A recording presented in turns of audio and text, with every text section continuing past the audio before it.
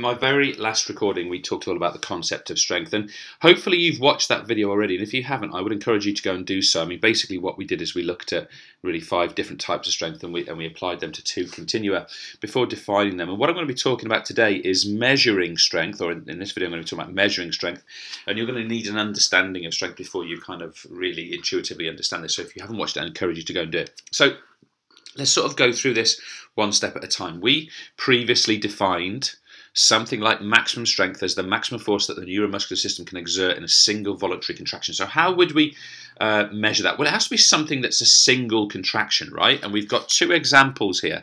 Here's one, and we describe this one as the hand grip.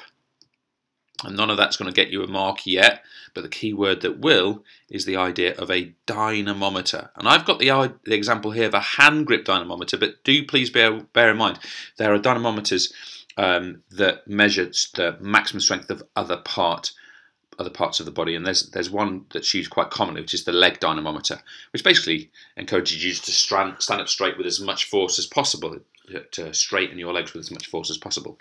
But what this of course does is it measures a maximum strength output, and it gives you a reading on the maximum strength of the forearm and the hand. So it's a bit limited because you've got to kind of apply it to the whole body. It might be a bit limited because that application might suit people like weightlifters more than it would, say, sprinters, for example. But nevertheless, it is a valid test of the maximum strength of those areas of the body.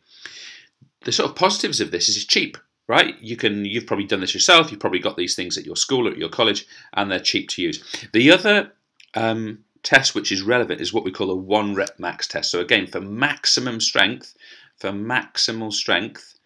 we've got this notion of a 1 rep max test. And this is the idea that you take a particular move, a particular lift, and you measure the maximum output in a single voluntary contraction that you can achieve. So, I mean, I'm not sure this guy's actually doing a 1 rep max test, but let's say that he is. He'd be looking for the maximum dumbbell weights that he could lift with correct technique above his chest